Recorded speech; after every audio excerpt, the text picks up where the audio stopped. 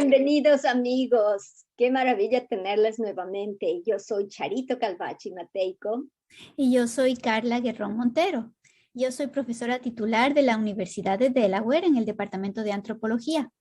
Hoy día quería compartirles que uno de mis campos de investigación es el estudio de lo que entendemos por los conceptos de raza y etnicidad y cómo se manifiestan en las interacciones entre diferentes grupos humanos. Por eso tú traes tanto a este esfuerzo que estamos haciendo, Carlita, en la radio. Y yo soy la vicepresidenta de la Comisión Hispana de Delaware. Es decir, yo soy voluntaria para todos ustedes, amigos, aquí en todo el estado. Soy la persona que escucho y traigo sus voces al gobernador. Así es que por eso siempre quiero escucharles. Y en mi vida profesional, en cambio, soy una consultora, entrenadora y persona que facilita procesos restaurativos. Hago entonces la justicia restaurativa para todas las diferentes áreas de nuestras vidas para que sepamos dialogar y cambiar las cosas que han pasado por algo completamente positivo. Así es, Charito. Y queremos, como siempre, comentarles que Entre Nosotras es un programa que da voz a las personas documentadas e indocumentadas que han migrado a los Estados Unidos con la esperanza de encontrar una mejor vida. Es aquí donde nos encontramos para conocernos e inspirarnos. Sí, es cierto, Carlita. Aquí es donde todas ustedes, nuestra querida audiencia, se reflejan. Sus voces se escuchan. Si ustedes nos están viendo en ZMX 93.9 FM, Facebook Live, déjenos saber qué es lo que les gusta de este segmento, sobre qué temas les gustaría que nos refiramos y si ustedes quieren ser invitadas a Entre Nosotros. Así es, como siempre agradecemos a las personas y a las organizaciones que permiten que este programa salga al aire, la coalición Votamos We Vote, la organización ACLU de Delaware, el Comité de Justicia de la Iglesia Presbiteriana del Condado de Newcastle, el Fondo Arch Cannon, el Departamento de Antropología de la Universidad de Delaware, la Comisión Hispana de Delaware, la Iniciativa Latina en Justicia Restaurativa y, por supuesto, la ZMX 93.9 FM, porque nos ayuda a hacer esto realidad. Ahora nos encantaría presentarles a nuestra invitada especial, Rosana Arteaga Lopensa. Bienvenida, Rosana. Quisiéramos que pues nos cuentes tantas cosas de ti, ¿verdad, Carlita? Así es, Charito, y como siempre queríamos pedirte, Rosana, estamos felices de tenerte con nosotros. Queríamos que comiences contándonos un poquito de la historia de tu vida para luego comentarnos tu experiencia en la Casa de Venezuela. Sí, hola, muchísimas gracias por la invitación, Charito, un placer verte, Carla, conocerte también. Estoy muy honrada de la invitación que me han hecho acá entre nosotras, porque no hay nada como esta relación entre amigas que nos ponemos a hablar de la vida y cómo llegamos a donde estamos hoy en día. Así que de verdad que les agradezco mucho la invitación. Queremos escucharte con toda la emoción y alegría. Sí, disculpen que la bulla, porque obviamente en tiempos de COVID ya estamos trabajando en casa y siempre hay una bulla por acá alrededor. Bueno, pero ¿cómo les comienzo la historia? Yo soy venezolana, me vine a los Estados Unidos cuando era apenas una preadolescente y me crié en Carolina del Norte. Mis papás de por sí somos una familia pequeña, somos 3 hijos y mis papás. Sí, me crié en Carolina del Norte, nos vinimos como en los últimos de los 90 y nos vinimos a los Estados Unidos para buscar un bienestar a la familia, ¿no? Recuerdo que en ese entonces mi papá venía y regresaba a Venezuela. También en ese entonces eran épocas de golpes de estados en Venezuela y yo me crié en un barrio en la capital de Caracas, que es Caracas. Entonces, recuerdo de chiquita que siempre mi papá decía como, quiero sacar a mis hijas adelante, yo no quiero criar a mis hijas, en ese entonces nada más éramos 2, Yo soy la mayor de tres, la del medio es una hermana y el más pequeño es se llama Rafael, un varón.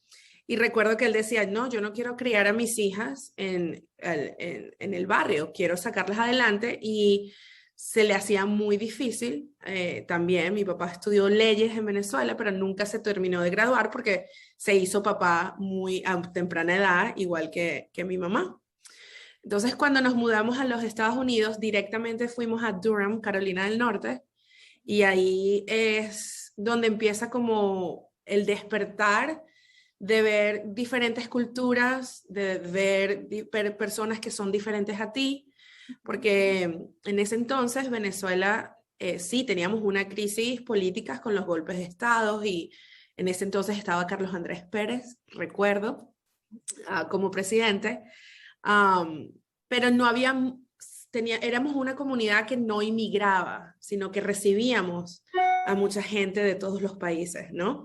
Entonces tenemos una población grande que es portuguesa, que es española, libanesa, entonces, y siempre éramos todos católicos. Entonces recuerdo cuando llegué a los Estados Unidos, es como que, ¿qué? Tengo amigos de otros países, de África, y tengo amigos que son Bahá'í, y que son, ¿sabes?, de diferentes culturas, y obviamente fue un shock cultural y emocional que hoy en día, 20 y tantos años después, le doy muchas gracias a Dios por el valor que le dio a mi papá, porque no es fácil, como todos sabemos, no es toda nuestra comunidad inmigrante, no es fácil inmigrar, y para muchos de nosotros no es una opción, ¿no? Y para mi papá no fue la excepción. ¿Qué pasa? Obviamente me crié en Carolina del Norte. Recuerdo el día que me gradué de high school, de bachillerato, le decimos en Venezuela high school.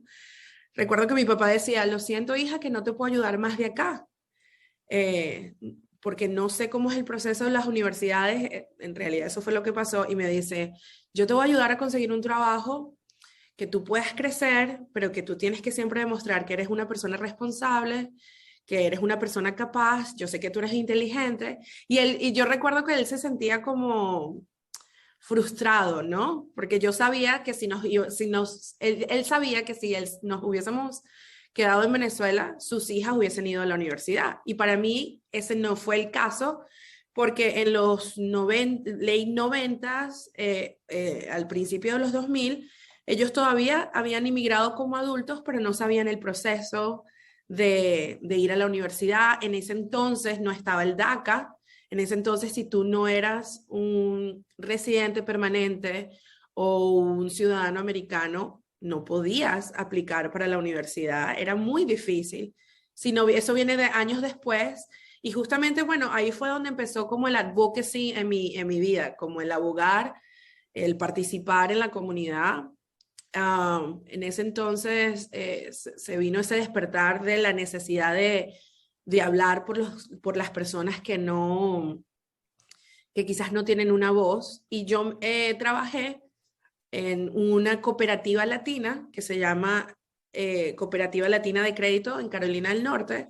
Fue una de las que creció más rápido en todos los Estados Unidos, y estábamos trabajando con el State Employees Credit Union.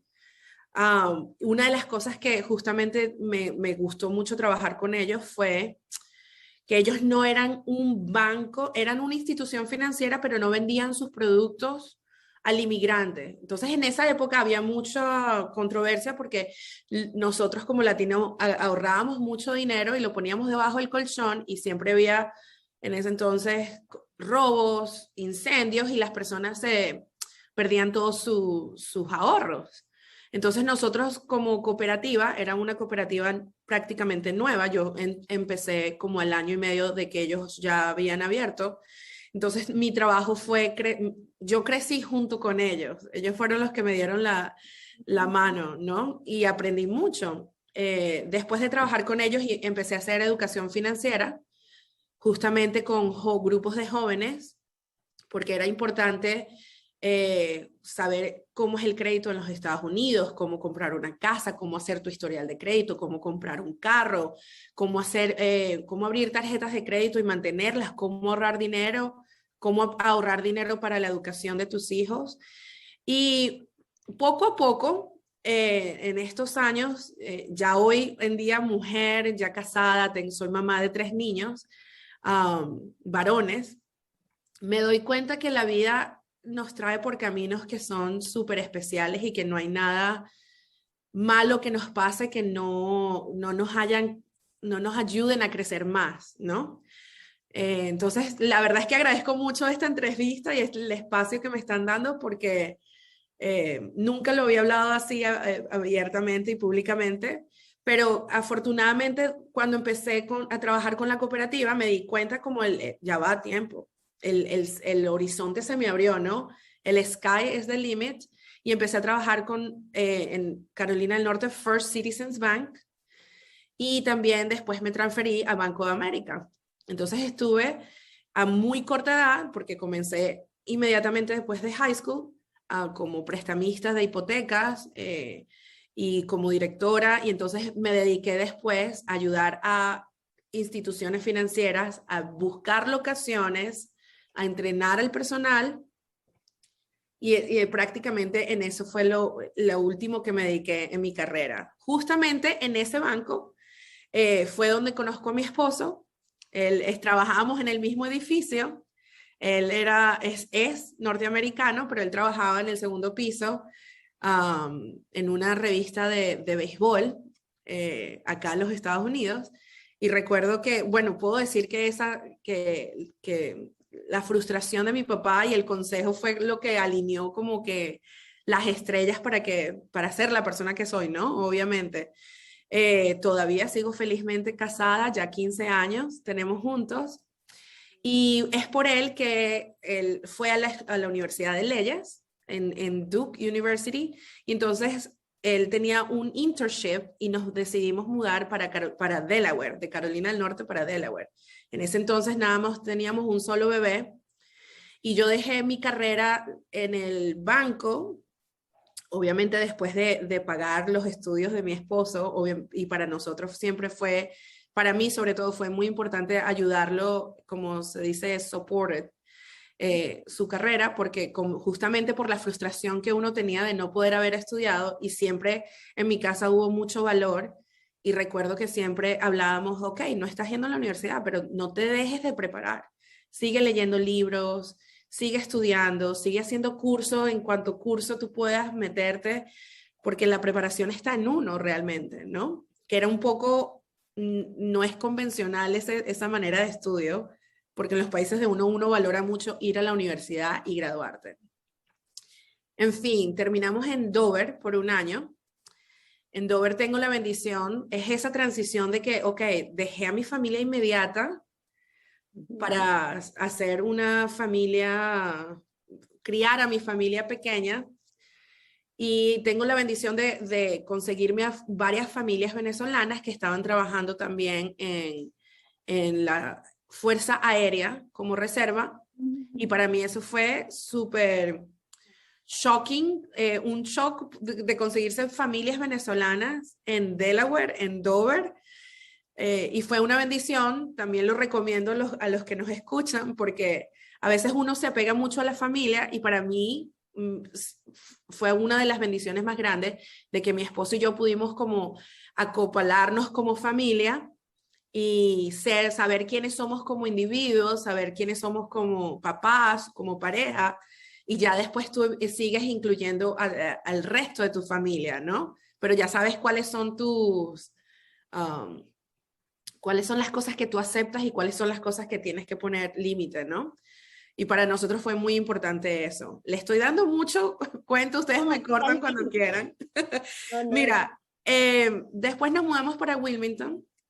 Mi esposo practica leyes y obviamente estamos empezando a estar con un círculo de personas que son preparadas y que están engaging, no sé cómo se dice esa palabra en español.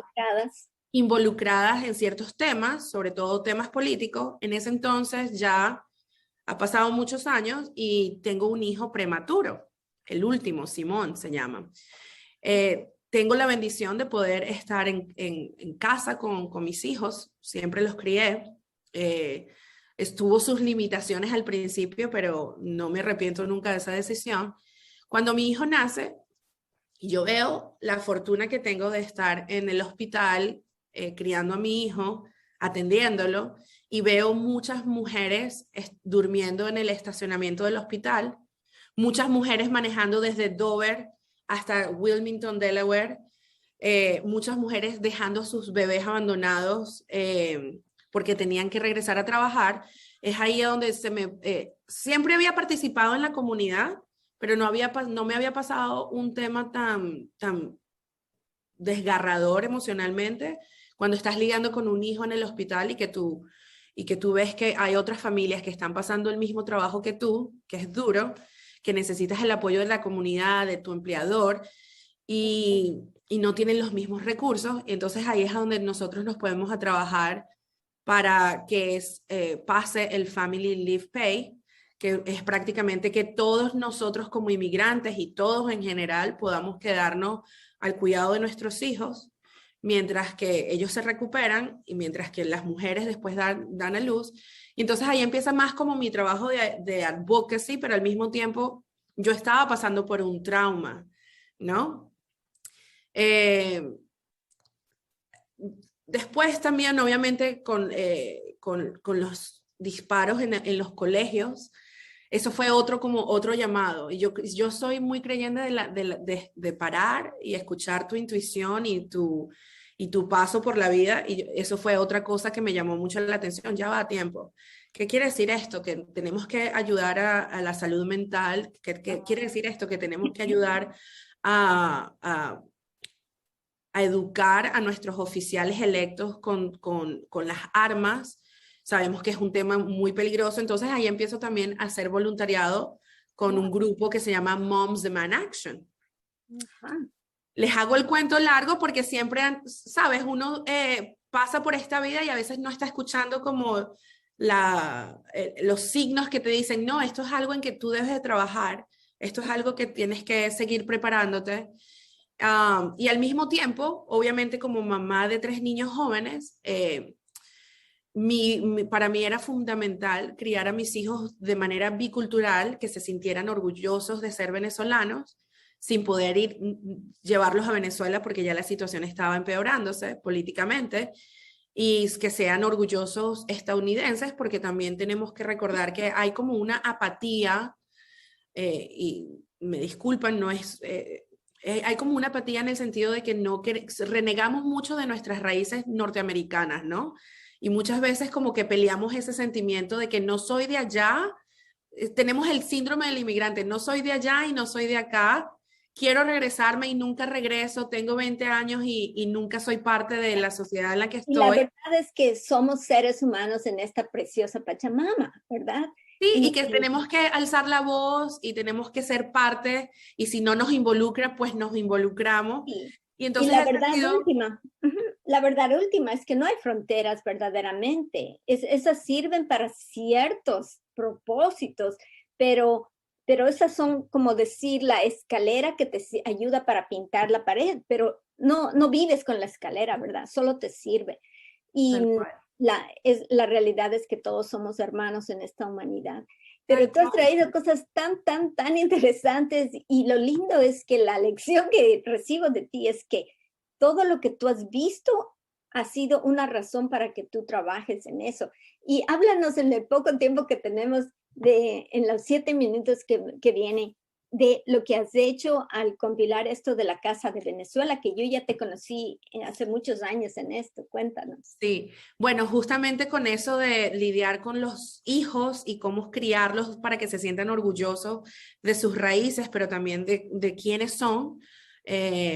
Yo siempre también me involucré mucho en el colegio de los niños y fui presidente de padres de multiculturalism en el colegio de ellos, e hice un programa hace 5 años y medio y hablamos de Venezuela porque yo quería que mis hijos se hablara el tema de Venezuela, porque es un tema que no era muy común, sobre todo hace 5 años y medio.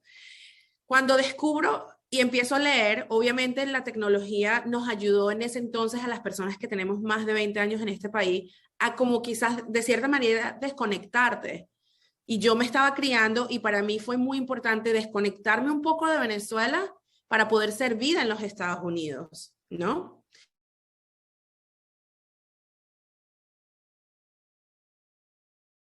Pasando en mi país. Ya va, esto es más grave de lo que yo pensaba. Y me empiezo a documentar y a leer mucho y empiezo a llamar a una organización que ya tenía 17 años trabajando en el área de Filadelfia, la única organización de venezolanos que se llama Casa Venezuela Filadelfia. Y entonces organizamos este evento con el embajador a las Naciones Unidas, que se llama embajador Diego Arias. Y bueno, mi historia con Casa Venezuela nunca paró de ahí, porque obviamente sabemos que las cosas empeoraron y simplemente me activé.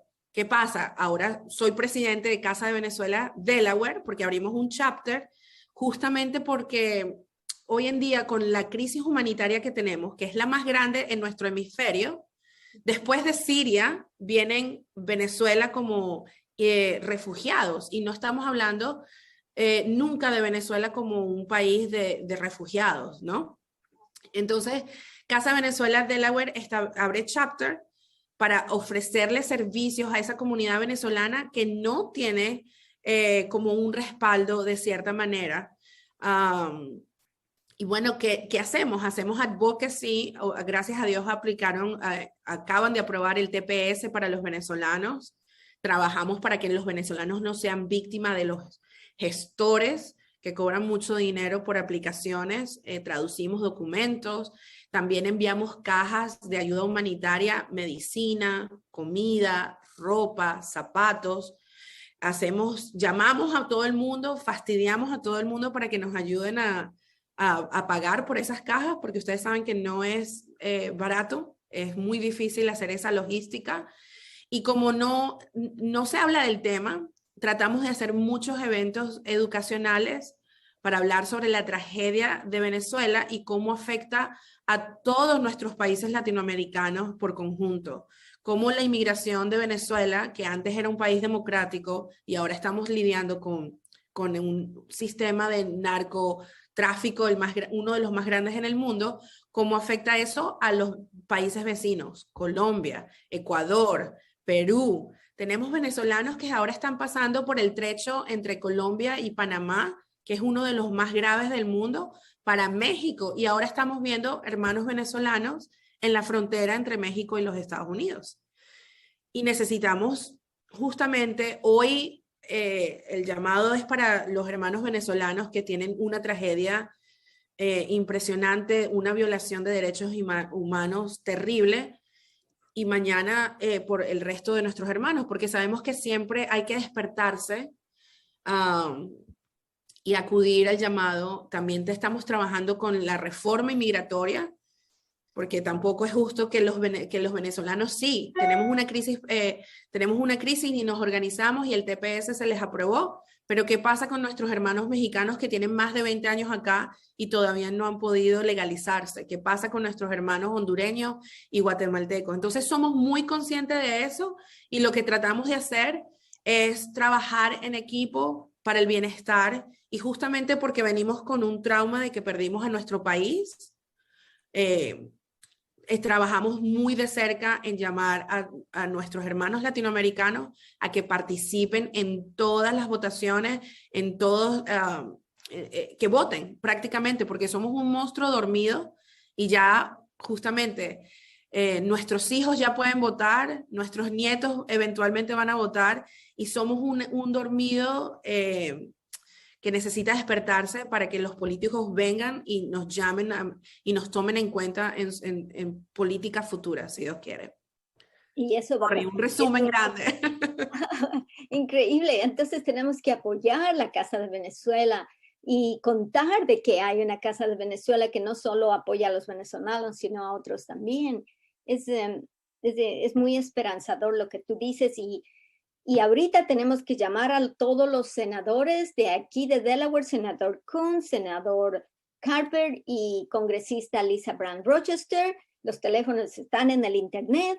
y llámenles y díganles que pasen no solo la inmigración sin dañarla, con sendero a la ciudadanía, no con lo que le están diciendo parola, no.